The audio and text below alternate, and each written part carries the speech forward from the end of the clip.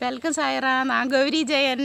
ഞാൻ പറയാൻ പോകുന്നത് നമ്മുടെ എല്ലാവർക്കുമുള്ള ആഗ്രഹമാണത്. നമ്മൾ പുറത്ത് പറയാതെയും എല്ലാം നമ്മൾ മൂടി മറച്ച് വെച്ചിരിക്കുകയാണെന്നും എനിക്കറിയാം. സ്ത്രീ ആയാലും പുരുഷനായാലും ഒരു 50 വയസ്സൊക്കെ കഴിയുമ്പോൾ പഴയ ആഗ്രഹങ്ങളൊക്കെ നമുക്ക് ഉണ്ടാകും. അതൊന്നും ഒളിച്ചു മൂടി വയ്ക്കാനൊന്നും പറ്റില്ല. എൻ്റെ അനുഭവമാണ് ഞാൻ പറയുന്നത്. ഒരു 10-11 വയസ്സൊക്കെ ഉണ്ടാകുമ്പോൾ നമ്മളോട് ആ കളിയും ചിരിയും ഫ്രണ്ട്സുകളും ഇതൊക്കെ ഒരു തരുണം ഉണ്ടല്ലോ, അതൊന്നും നമ്മൾ മറക്കാൻ കഴിയില്ല.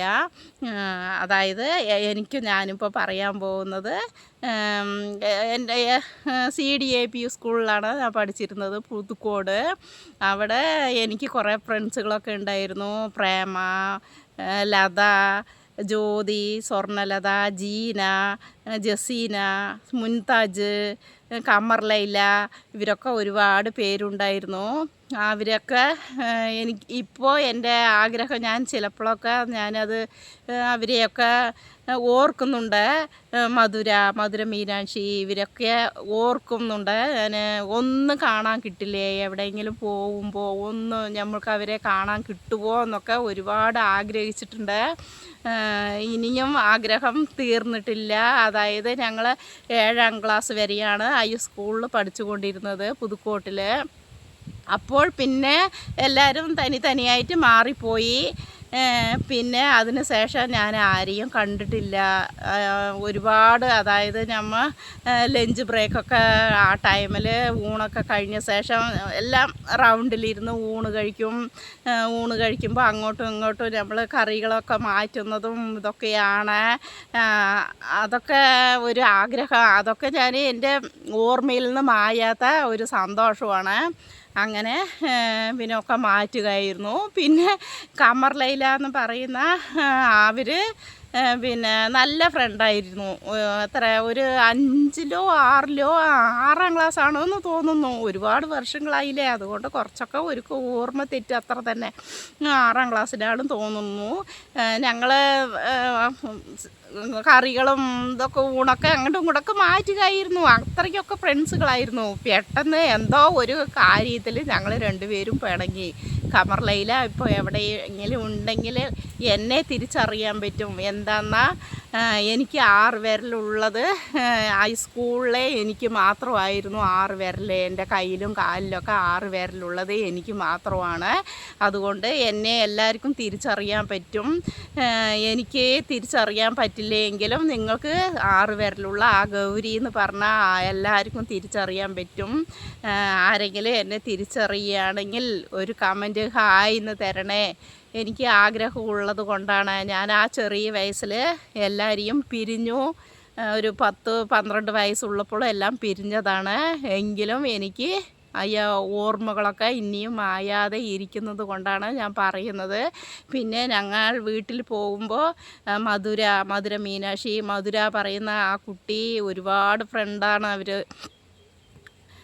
എനിക്ക് ഒരുപാട് ഹെൽപ്പൊക്കെ ചെയ്യാറുണ്ട്.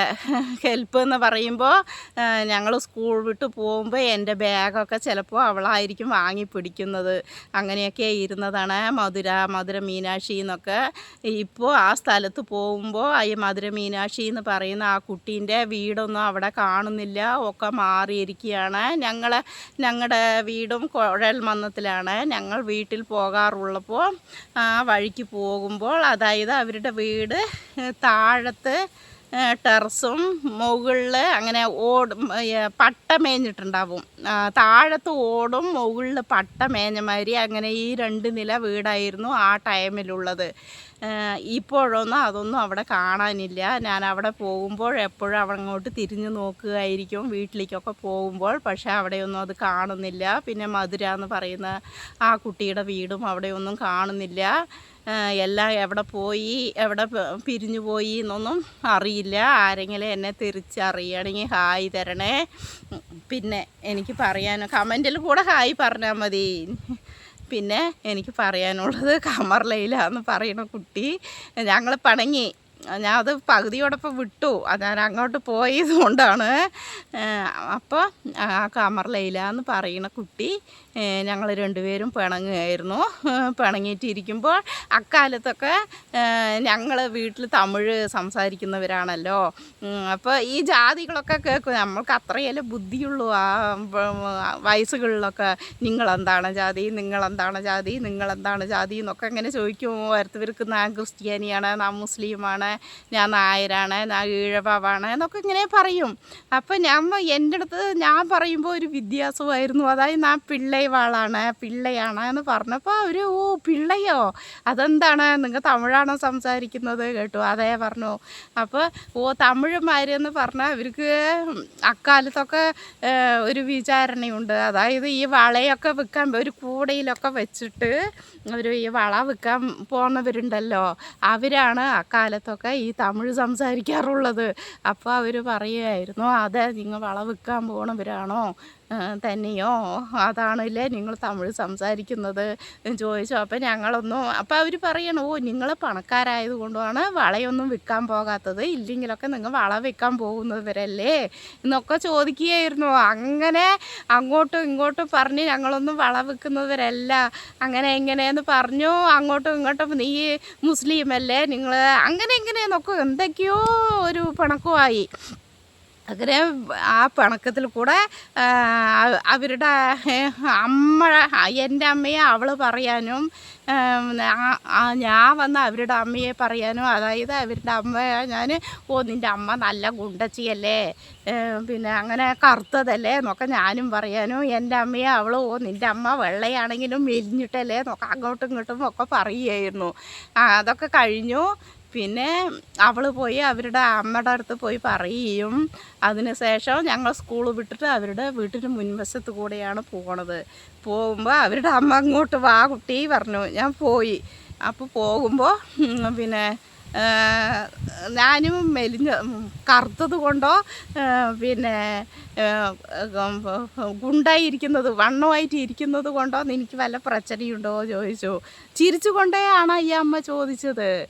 ഒരു ദേഷ്യവും ഇല്ലാതെ ചിരിച്ചു കൊണ്ടേ പറഞ്ഞു, നിനക്ക് എന്തെങ്കിലും കഷ്ടം പോലെ തോന്നുന്നുണ്ടോ ഞാൻ വണ്ണമായിട്ടിരിക്കുന്നത് ചോദിച്ചു.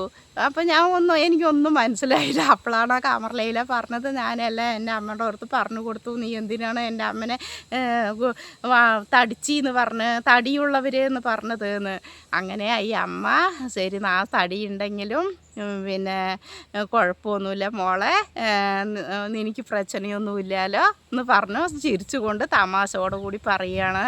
അന്ന് ആ വയസ്സിലൊന്നും എനിക്ക് അറിയില്ലായിരുന്നു ഈ സ്നേഹമുള്ള മുഖം. പിന്നീട് പിന്നെ ചിരിച്ചു പറഞ്ഞാൽ ഒരു പൊട്ട് സ്നേഹം പിന്നെ കോപം വരാതെയാണ് ഈ അമ്മ സ്നേഹത്തോടെ പറഞ്ഞത്.